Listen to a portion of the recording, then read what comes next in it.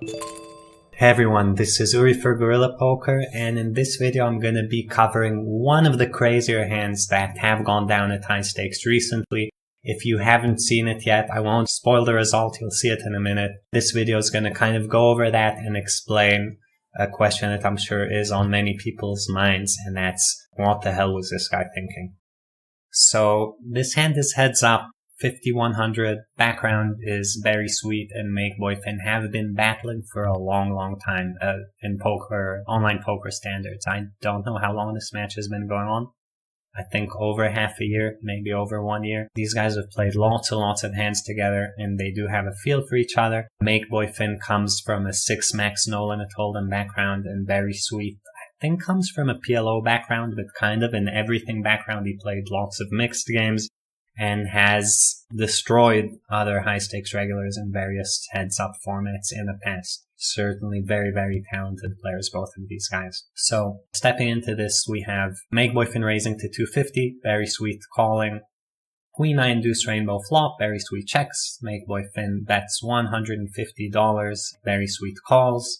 Now, whenever we see these small bets, I always stop and mention, this means the guy is probably range betting, or betting very frequently, but when two guys are playing high stakes, heads up, no limit hold'em, there's a decent chance they're trying to be more accurate than that.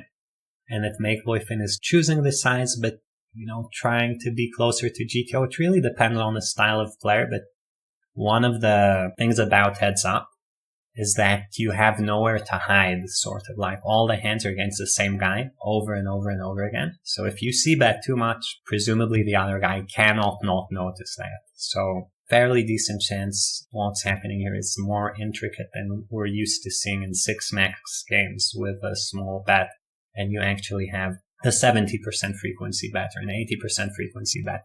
Now, for you as viewers, this shouldn't be really important, and I wouldn't recommend putting your effort in this direction. This is only like nosebleed heads-up matches where people are noticing and adjusting actively and well to these kind of things. Just thought it's kind of interesting to point out. Either way, we have 7 of clubs turn, BERRI SWEET checks, makeboifin overbets, 1.5x spot, very common sizing in a spot. In heads up, you can go much wider than 6 max or 9 max, where, you can make this overbet with a fairly reasonable amount of top pairs. You don't even need a very good kicker. BERRI calls, you have 4 of hearts river, so complete brick, all the draws miss. BERRI SWEET checks, makeboifin shoves for like 2 2/3 pot. Whatever, BERRI SWEET calls. Makeboifin shows up with 6-8 off. What do we think of that? Well, c-bet seems fine. Barrel seems, you have an open ender. You miss, you have 8 high. Makes sense to bluff river. And BERRI SWEET shows up with Jack-10. It's an interesting call on many levels. First level of analyzing BERRI's play, of course, flop play is normal and turn play is normal in heads up. You guys might not know this, it might feel too loose, but this is a perfectly normal call. It's not winning a ton of money, but it's just a call that you make. Now, on the river, kind of first thing you guys need to understand is that heads up ranges are really wide. So makeboifin should not ever be bluffing ace high, king high, or Jack-10 himself. Never, ever. And the solver would confirm this, and I'm sure makeboifin knows this. And as far as background, these guys have been playing for a long time. So BERRI SWEET knows Jack-10 is beating all bluffs. Okay, so we have to start there. Now, once you understand Jack-10 is beating all bluffs, good call or a bad call is more a matter of blockers. And it's crazy to think Jack-10 is beating all bluffs, but say BERRI SWEET called with ace-king high, you wouldn't necessarily think it's that insane. And in heads up, with a queen on the board and all the stuff missing, like just one Broadway card on the board, Jack-10 high is ace-king high. It's just blocker differences. Okay, so this is first really important thing to understand. First time I realized this, it kind of blew my mind. This was years ago where some high stakes reg was playing against me, checked back, and then called me twice with king high. And I was shocked, like, how can you call twice with king high? But then I realized, I'm never bluffing ace high, so if he has the nut king high, it's a legitimate bluff catcher. And once you have a legitimate bluff catcher, there are a few different ways you can go about it, but I want to try to kind of structure a river thought process for BERRI SWEET We'll have the solver in the background, and we'll actually take a look at BERRI's comments as well, and then try to understand what happened. And this is actually a really interesting glimpse into the world of high stakes heads up no limit. First of all, let's start with technical. All high stakes heads up no limit players have very, very good technical games. It's very important to have that. We're gonna go straight to the river. You guys can see that makeboifin actually should never be shoving. When given 3 sizing options, shove doesn't get used. I'll mention briefly why, though it's not important, and the reason why is that the 4 is actually not as much of a brick as it seems. 4 improves the out-of-position player to a few 2-pair hands that the in-position player is not going to have. And then the out-of-position player is just going to be check-raising value, check-raising bluffs, and because you want to value bet wide, there's no need to shove. Like if you overbet, queen 4, some slow plays will check-raise, and some bluffs will be there, and you'll get the kind of extra money with whatever beats that, just like technical solver stuff. Had the river been like a card that's not really improving out of position this way, like an ace, you get some overbets. Queen on the river, certainly you get lots of overbets because you're not getting check raised that much, like in terms of combos, but sometimes this kind of stuff happens. Okay, so second we're going to look at what's makeboifin's theoretical bluffing range on the river, and first thing you guys see is no ace highs, no king highs, no jack 10 highs, bluff river, because these hands can check back and win some of the time. Ace high can win 14%, king high can win 5%, and jack 10 high 1.5%. And because there are so many bluff candidates that actually win 0% of the time, such as 6-8. So if you have all these bluff candidates that win 0% of the time, you pick those before, unless, something like king high had insane blockers, which it doesn't, because, BERRI's going to fold stuff like king 10 and king jack. Presumably, obviously, we know he probably would not have been folding those. Okay, so second thing we look at is, its heads up ranges are really wide.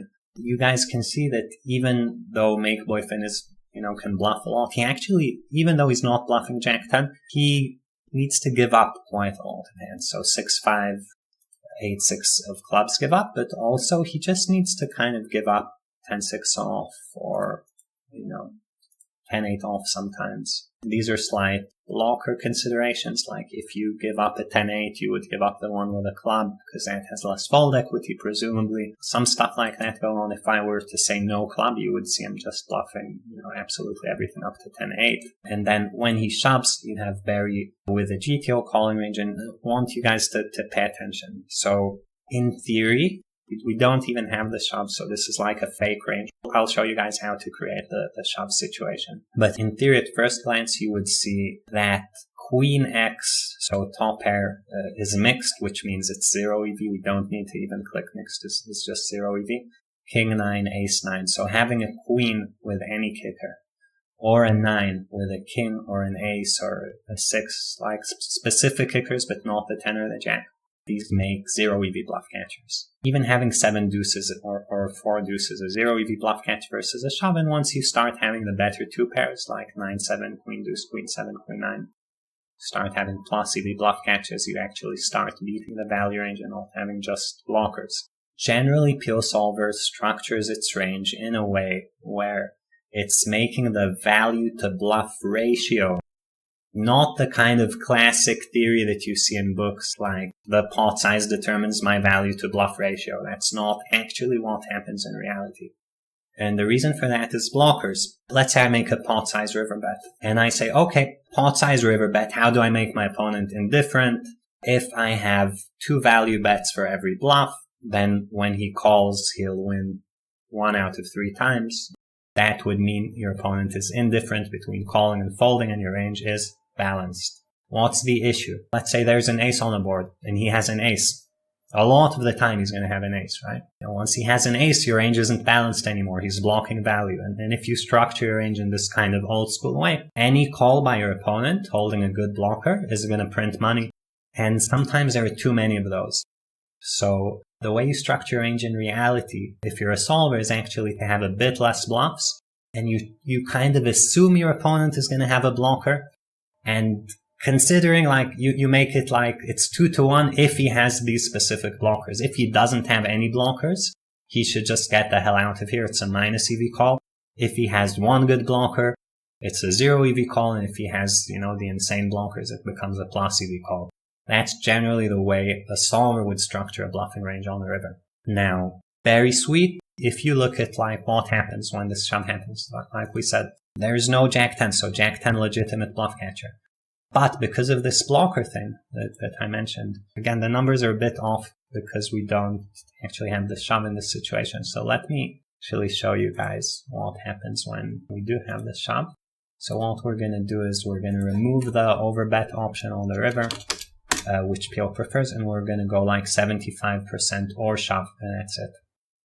So what you can do in PO is go to the river and change the tree a bit. So here we have just the river, check, and now there is a real shoving range. Again, you guys will see Jack-10 still never going for it. In this case, we see the same structure, but now the EV numbers will look correct, where King-9 is roughly indifferent because it has a 9, which blocks some value range, and it has a King, which doesn't block any bluffs. Something like Queen-6 will also be indifferent because a Queen is better than a 9, but the 6 does block a few bluffs.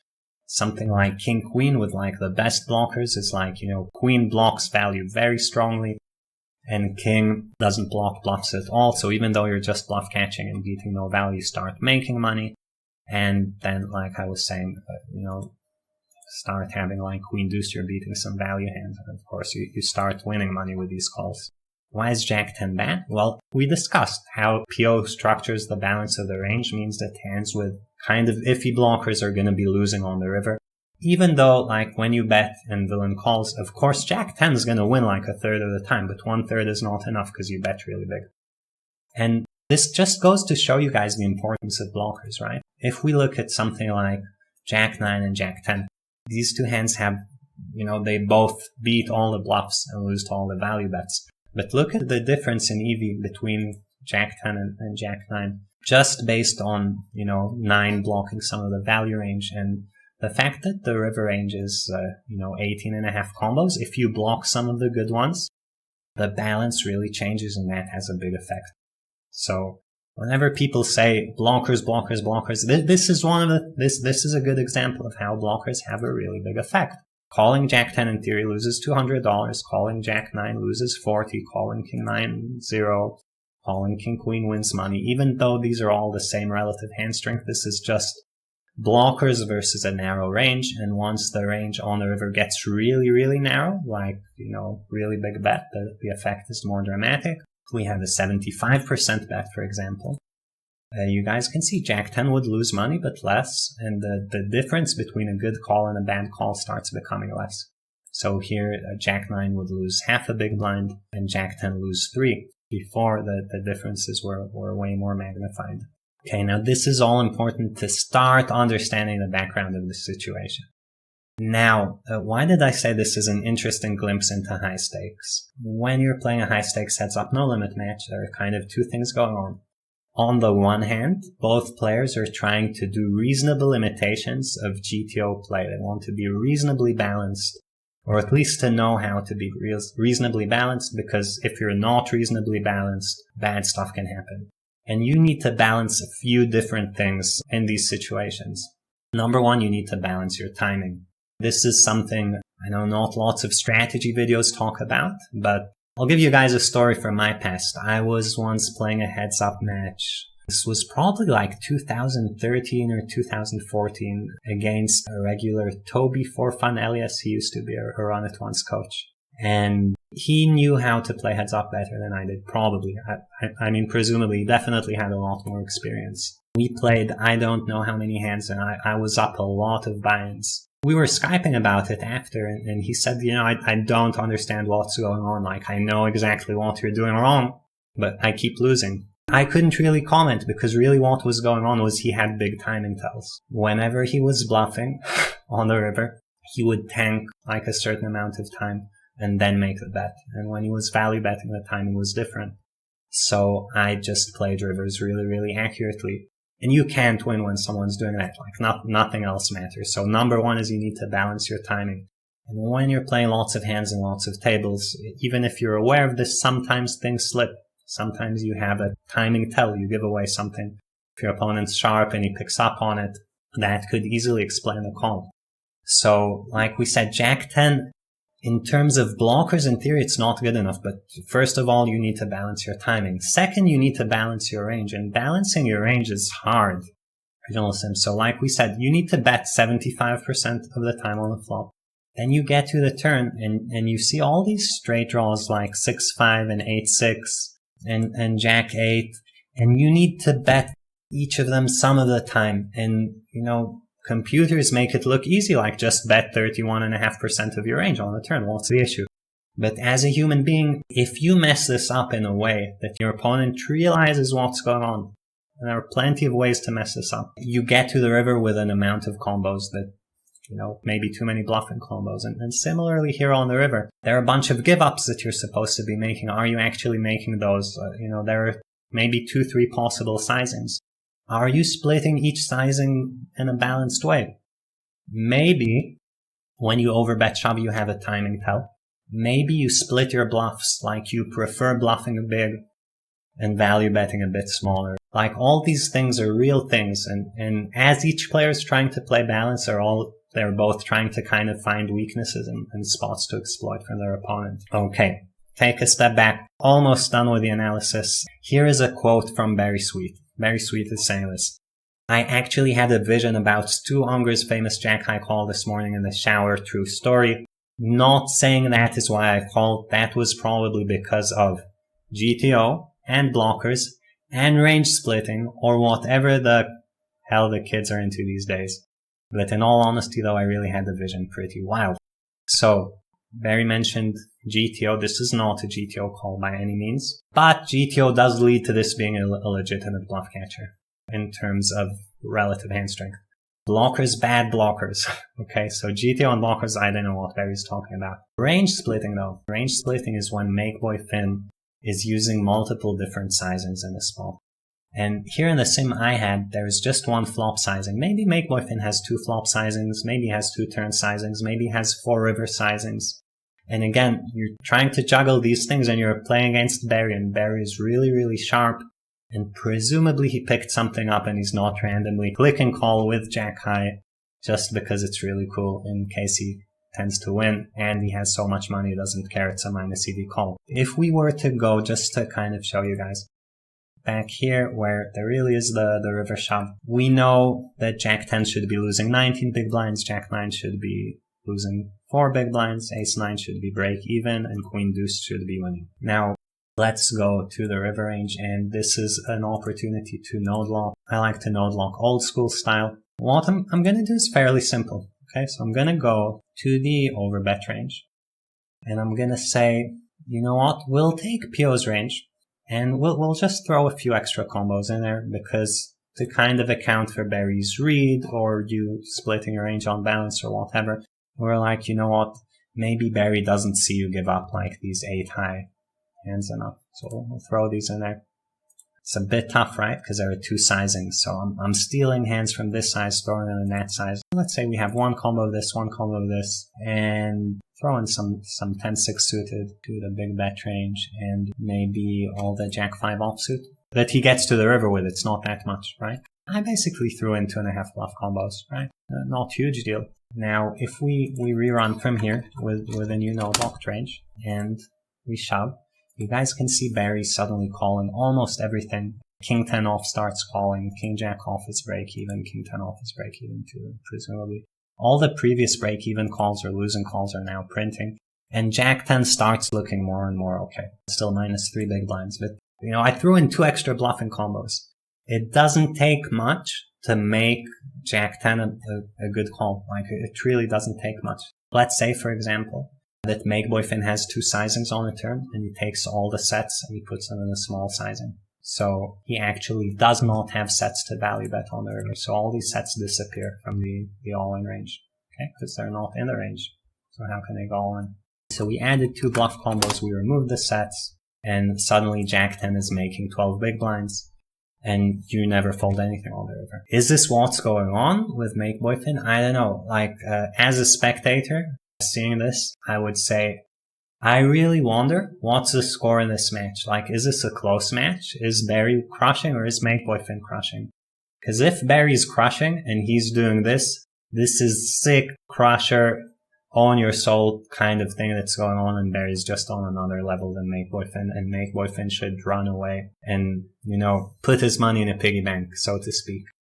If makeboifin is crushing, I would say, I don't know, maybe Berri hasn't studied No Limit Hold'em enough, maybe he's too rich, maybe he's on tilt, maybe he's being too fancy, and makeboifin is actually really good at GTO and balancing his ranges, and Berri's just running into a brick wall with all these, you know, bad theory, good exploit plays. They work out now and then, but not enough. So results do tell you a big part of the story. If any of you guys watching actually know the results, post in the comments, let me know, let the viewers know.